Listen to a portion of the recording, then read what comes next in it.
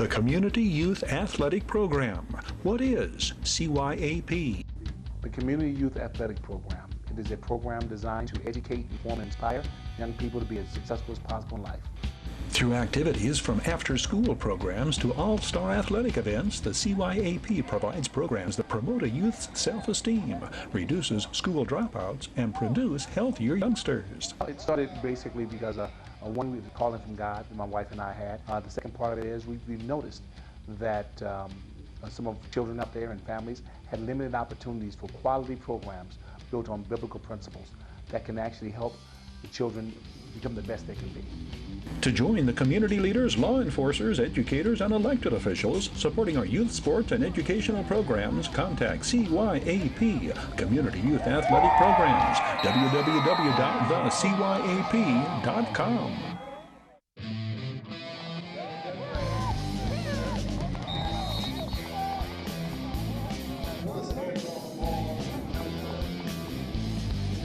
Well, you know, I think it succeeded in rewarding those individuals. We need to refine how we identify them front, but we reward them, we highlight them. We ask different colleges to come out and senior representatives. There's a lot of people who come out and get a chance to go to college. We have to look into an avenue as some people don't want to go to college. They want to go to a trade school, for example. Let's highlight that and help sponsor them to go that way. But this is, again, a celebration of their performances for the whole year. They're a senior, and they should be rewarded on that. And we want to partner with other organizations out there who have scholarship programs. Maybe we can all come together at this community event and identify different children to sponsor. North All-Stars prevail in the 5th annual Carl Rapp High Desert All-Star Football Game. The North dominates on offense, defense, and special teams in the 47-7 victory over their gray-jerseyed South All-Stars counterparts. 6'3", 190-pound quarterback Colin Willis out of Granite Hills directs the North to its 17-7 first-half advantage, mixing the run and pass effectively. Willis finishes 8 for 15 for 118 yards and 2 touchdowns. Silverado's Andres Velasco kicks off to the south to open the contest. Sultana's Gabe Rodriguez the return.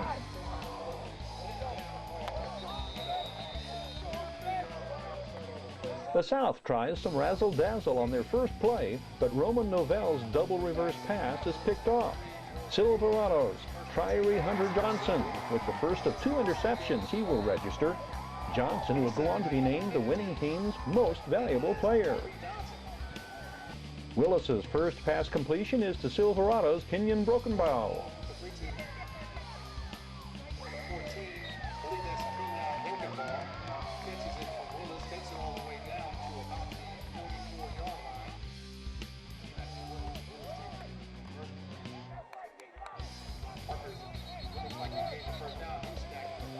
The game's first down comes on Wavon Parker's 5-yard carry, but the drive stalls, and it'll be Velasco's field goal from 42 yards out that breaks the ice. 6 of Velasco's kickoffs will also reach the end zone. The South's second possession, Hesperia's Montague Cheney Jr. with the carry. Victor Valley's Alberto Rivera the tackle. It's 3 and out, and the North back in business. Victor Iasefa carries out of the Wildcat, but Sultana's number 36, Terrence Lands, among the South defenders, throwing Iasefa for a loss. Colin Willis connects with Malik Williams on 3rd and long.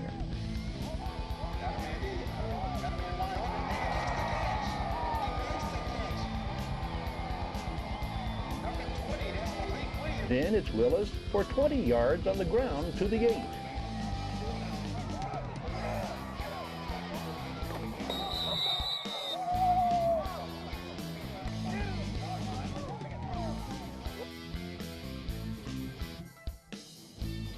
Next play, it's Willis to Williams, and it's 10-0 North.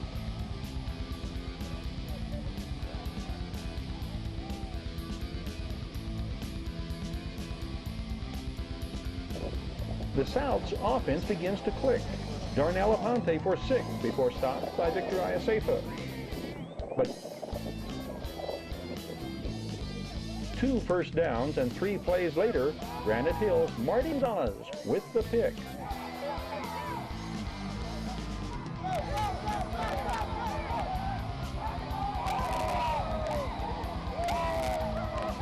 Serrano teammate Isaac Griffin and Justin Vanetta combined to sack Willis.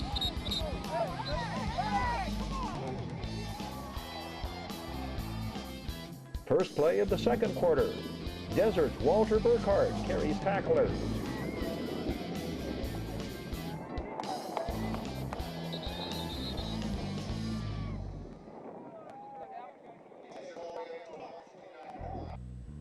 Next play, same play, and the 5'7", 156-pound running back scampers 29 yards for the North's second touchdown.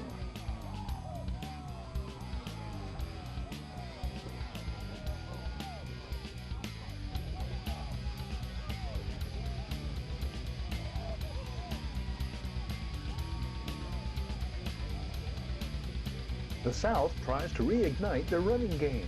Big number 63 is Serrano 6'5", 300-pound Mark Knapp, bound for Sac State.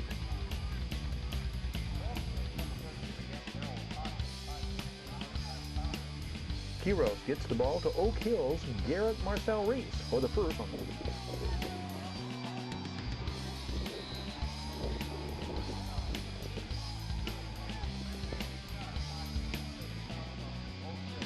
Then to Sun Devils teammate Roman Novell, deep in North Territory.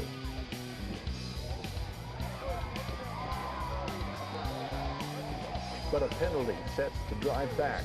And the second, Tyree Hunter-Johnson interception, this one in the end zone, marks the third INT by the North in the first half.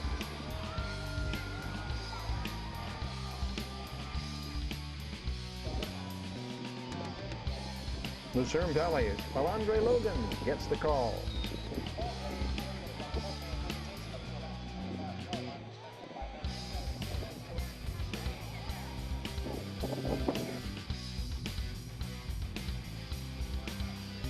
Apple Valley's Jacob Tizard spins the ball carrier down for a loss. The drive halted. The South will embark on its lone scoring march of the day.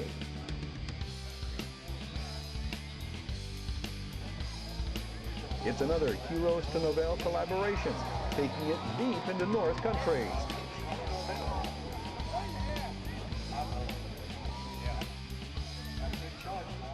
Then Sultana's Terrence Lange, refusing to go down, carrying half the North defense with him all the way to the one. That was a 22-yard gain.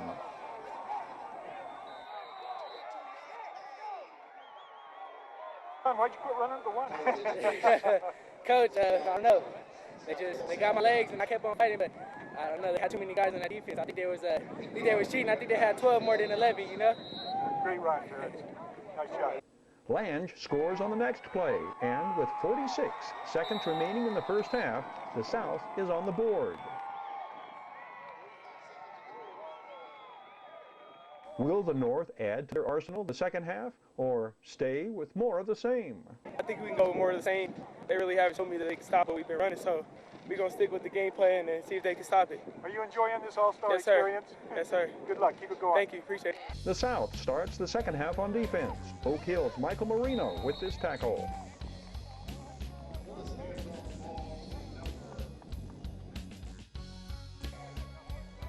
Sultana's Jeremiah Paley corrals Willis on the second down option. It's 3 and out. Then the same for the South on their first second half possession.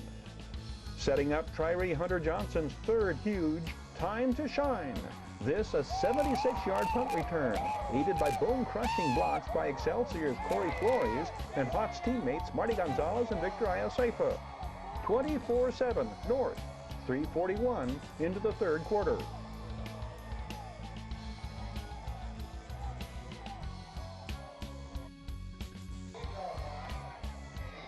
The ensuing kickoff, another example of the hard-hitting North players. The triple hit causes the fumble. Serrano's Zach Tuman recovers to avoid further disaster to the South. But for one more set of offensive highlights, defenses for both teams prevailed in the second half. Zach Tuman sacks Willis on this play. Silverado's Anthony Reyes recovers in punt coverage.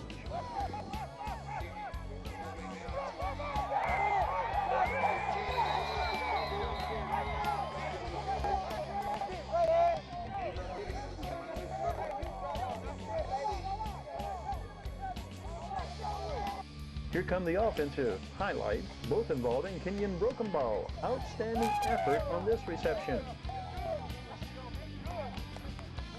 Then, 3 plays later, the 33-yard catch for the touchdown on the Colin Willis toss.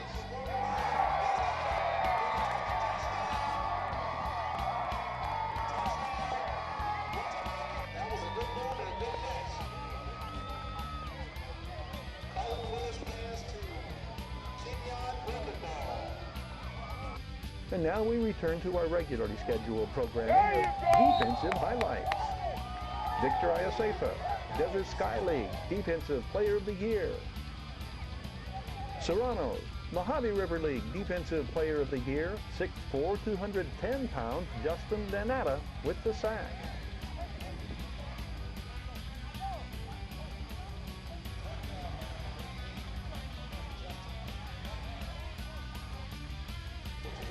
Victor Valley's Vance Pasaquindisi and Silverado's Victor Iasefa combined for the loss. And now for the nails in the coffin of the South. Granite Hills' Marty Gonzalez reads, reacts, intercepts, and returns for a 65-yard touchdown. 3.5 minutes remaining in the game, 41-7 North.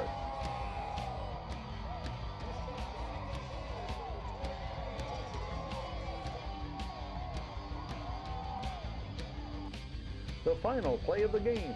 Lucerne Valley's Alondre Logan picks it off and carries 26 yards into the end zone.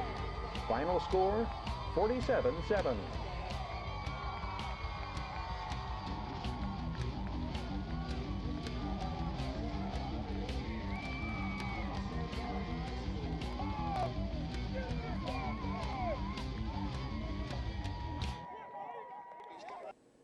Terrence Lange, the 6'1", 230-pound workhorse from Sultana, is named South MVP, as much for his defensive performance as for scoring his team's lone touchdown.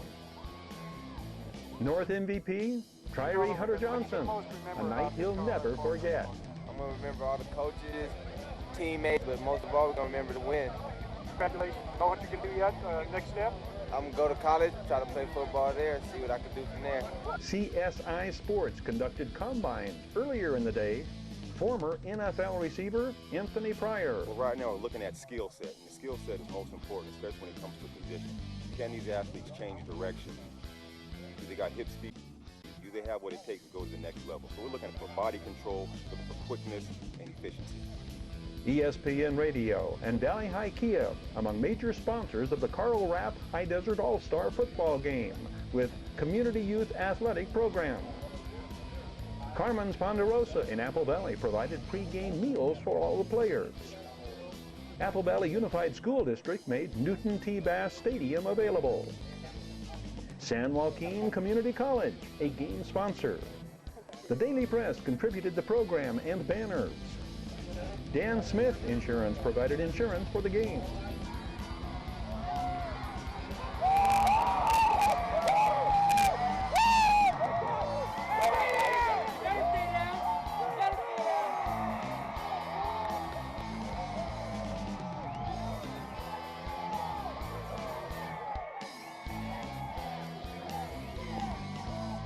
What would be the advantages that you see if the football game, the All-Star football game is played, let's say in November during the height of college football and NFL season, but the completion of the high school season for these youngsters? You know, late November, early December, even possibly January is prime time to me. The children are still in great shape, but colleges can reach out and they have more scholarships available for all the children. So if that game can highlight one or two individuals and from a maybe to a yes, it gives more kids the opportunity to go to college, either 4-year, 2-year, anything it takes to get them to the next level. What are the biggest challenges getting that football All-Star game put together? Wow, that's a good question. It's or among the challenges. We won't say the biggest. Let's just start listing. What are some of the challenges? You know, sometimes it's participation. We want the community to be more active. We did a great job working with the police explorers programs. They came out. We want to work in the future with the culinary programs at the high schools and get them involved. Anything to do with children. We had a great ROTC people came out and did the flag presentation. We wanted to be better. Some of the challenges we did have, again, participation. We want to have more people there at the game, cheering on the children, showing their appreciation for their 4 years of hard work. And even if your child's not in the game, I would prefer you to come out to the game and just cheer them on for their effort. And we're going to do some stuff for the youth football programs as well, to get them to maybe do a walkthrough before the game, or carrying their flags, kind of banners, if you will. We've been talking about that for a while, but getting them to participate will help out as well. Cheer, we got to take it up a notch. I want to get all the cheers from all the high schools in the area who want to participate, come out and learn a couple of great cheers, and let them take the high road on that and run with it. Giles, what are a couple of other aspects you even get into? I think first and foremost, let's be real honest about it. At-risk is a major component in this, and the way that you are preventing the at-risk youngsters from entering into situations that could be very detrimental to their future. Well, without question. Let's talk about the basics, as you talked about. You know, it costs about $49,000 to put a person in prison in this state. Do you know it costs about $20,000 to put them in college? Now, if you're $40,000, now you become a drag on society. You come out here to take government assistance. On the front end, if you go to college, you're a taxpaying citizen, you're contributing to the economy. Why not make the choice of little money up front to help the children do sports, things that make them work as a team, things that help them in life? Who's helping you with risk management?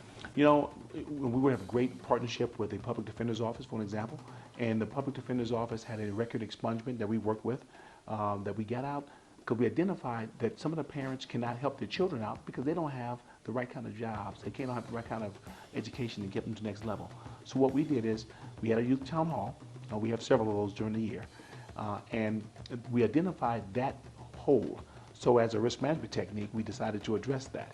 Again, the public defender got involved, Phyllis Morris, and she had 8 of her DAs come out, correctional public defenders come out, and they did a great job talking to over 300 people, which affects over 300 families, if you think about it. And those people have a new spark in life and get a better job and get a raise, etc. Are those the roundtable discussions you mentioned, or you draw a lot of support from and ideas from those that are engaged in the roundtable discussion? Yes, we do. You know, we have people at the table from public defender's office, the district attorney's office, school board individuals. We have mayors, city council, etc. You have those individuals all in the table at the same time, and we discuss openly the pros and cons of any situation that's out there. What's the challenges? How can we prevent certain things? And we come up with solutions. You know, we have a great partnership with certain cop captains in the high desert. One person I'll point out very quickly is Captain Yoder of Victorville. Outstanding gentleman, understands and believes the importance of what we're doing here in the high desert with youth. We're doing, the train is moving, and it's just started, but it's moving faster and faster. We get more and more people on board. The police officers all through the high desert have helped out immensely in what we're trying to do. They understand and recognize that this is the beginning of a battle, if you will, that we have to deal with and have to win, because failure is not an option. We believe in bringing the right people together to get the right results. If you don't have the teachers at the table, if you don't have administrators at the table, if you don't have a town council and city council people at the table, county supervisor's office, if you don't have the DA and the public defender at the table, you can't get a true solution to any problem. You have to have all the players at the table, hash out any issues that may be there, and focus on the results. One of the main things is the Healthy Family program that we started. And basically it's really to help family, their children eat better, but it's not just that. It's basically helping them with making better choices, you know, better life choices, better eating choices. And one of our programs is really helping teenage moms with pregnancy. We have a high rate of pregnancy, I believe, in the high desert. So we're trying to give them the tools and the education to learn as far as, first of all, how to prevent that. And if after the fact, if it's too late to prevent it, then they help them make better choices for their babies and during the pregnancy and after the pregnancy. As far as nutrition, but it's not just nutrition, it's education. It's really just kind of teaching them how to, like I said, how to prevent it. you're driven by God to do things. Everyone is given a talent, if you will, or a drive or a goal. We both, my wife and I, have been blessed and have been given a drive to do the best we can for the community and to help children and young families be the best they can be. So this, if you will, a goal from God, a passion, a driven challenge is given, an order in some ways. You have to follow it. There's no question about it. You just have to do what you have to do. And we've been given this goal to help the community the best we can. And this is the way we wish to do. We believe in God, first of all, but we believe in honor, trust. We want the kids that we mentor, we want them to understand that trust is by far one of the first values that we look for any of the kids in our program, and honor. Being an honorable person. If you can have that in sports and show that you're a trustworthy person and you're honorable, then most definitely that will follow you in school. We've had a lot of kids that have had issues in school, but once they're part of our program, it made them a better person. Bullying was some of their issues, or not even getting along with other kids or being shy. I think being involved in some type of program, like our program, I think it's helped them. Track and field, very much a part of your athletic background, and it's carried over into CYAP. Yes, it is. Track and field is something I'm very passionate about. Actually, my oldest daughter, unfortunately she's passed away, but she was the state champion of 400 meters. I was third in the state and considered one of the fastest in the world my age in the 400 meter hurdles many moons ago. So track and field is something very passionate to it. It's a combination questioning and challenging time itself versus as well like golf, if you will, that you can compare yourself against yourself, become better than you have been before. Track and field is something as simple as, again, when we're growing up, you go outside and run in the street and have a good time. It's the fastest kid up and down the street. It's the same concept. A pair of tennis shoes and a shirt and shorts, and you go out there and run. You spend a lot of time at it, but you can't do it all yourself. What are some of the qualities you look for in your coaches? I need coaches with honor and respect of the game or the event that we're running. Also, based again on biblical principles, we want them to be definitely certified that they can deal with the children the correct way, not the person out there yelling and screaming, telling the child that they're not doing something correctly, but helping teach them to do it the right way. You see that 14-year-old or 13-year-old just run their little heart out, and they know they did the best they can.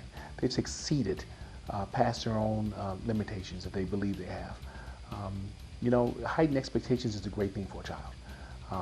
Children will only succeed to the level that you wish to give them. So if you believe they can do something and they accomplish their goal, that makes them feel better. It makes their spirits feel better. What's the greatest need right now, like CYAP? What are you in greatest need of for the programs to perpetuate? Unfortunately, it's money, as everybody else is out there. No one in the CYP gets paid. There's no overhead costs for that kind of thing. But medals, putting on these events, we give out scholarships to children and families, people with multiple children who turn around and need to have help on that second or third child. How do we help that young single parent? How do we get that message out? The Future Leaders Program is something that every child needs. They can't get certain information from parents, so we need to help that program out as well. All these programs that we put together have been created because of need in the community. I would love to reach out to the medical community and see if some of the doctors maybe can help, and come to some of our seminars, our workshops that we're having, and speak on, because I don't have a medical degree. So I really would like more help from our medical community if they had some time, and I know it's time consuming. So if we had a little bit more help from that area where they're licensed, that would help out our program a lot more. If you reward the children, they will rise to your expectations. The biggest problem we have, I think, in our education system is lower expectations. We tend to believe that our children will be, survive. We have to teach them to survive. I'm thinking about art now. We see our kids bring a nice little piece of art and we put it on the refrigerator. we don't nurture that piece of that child to what level we should, and use as a community, we should reach out, take that art and do a whole, maybe work with the government agencies down here at the museum and do some kind of art contest, work with the newspapers, how we can work together to make these things better. Well, everyone knows the statistics, but $49,000 a year to put a person in prison, and it costs less than $20,000 to put them in college. That seems to be a waste of money for a society, to have to spend that extra money on a situation in which a child makes some bad decisions and being punished for those decisions at the burden of the taxpayer. On the other hand, if we invest just a small amount of money so you can make a difference in their life when they have to decide to go left or right, good or bad, if you spend a fraction of that money. Some of these programs, if you work with your local Park and Recs department, cost under $50. Some programs, the All-Star game was absolutely free to every child there that participated. But if we can help create these venues that people can go to, children can participate in, at little or no cost, we can help change 1 or 2, 50 or 20, 100, 1,000 lives for the better. Cheap way of making a great society versus spending tons of money on the back end. Because trust me, every time when someone goes to prison, people don't want to talk about it, but it's the truth. We all fail. We all didn't do something. Somebody didn't say, son or daughter, pull your pants up. You're doing a good job, you're doing a bad job. Nobody gave them that positive feedback or that negative feedback that they could have changed their lives. And the end result is $49,000 a year versus a person going to college we're paying $20,000 a year or so, but the reality is they become a tax-paying citizen in positive society. Let's go back to the football game. And one thing I found very impressive was the combines, and they're not just combines, but they're skill addressing sessions. That's going to increase by the viewership to this program. You had top-rate personnel conducting some of the combines. Yes, I'm very proud about that as well. Those individuals did an outstanding job, but we want to take it up a notch, since everything we talk about is, continuous improvement. I would love to be able to have more high school coaches come out and bring their kids out and help focus on skills, so we can actually help teach them the basics of the skills to be healthy. Right now we're looking at skill set, and the skill set is most important, especially when it comes to position. And once you learn those basic skills, we can maybe donate some money back to the high schools. So we want to reward those children, identify them, another process of identifying them, and helping the families work together to enhance that child's abilities any way we can. If you tackle wrong, everybody knows in youth football and high school football, if you tackle wrong, there can be some problems there. But we can compare your skills against others. So I would like to know what my vertical is, what my 40 time is. That one time again, to compare myself against others. Again, you compare yourself against yourself as well, because that statistic is going to be with you for next year. You want to know what your 40 time is or what it was? I know what mine was. I don't want to know what it is now. To join the community leaders, law enforcers, educators, and elected officials supporting our youth sports and educational programs, contact CYAP, Community Youth Athletic Programs, www.thecyap.com.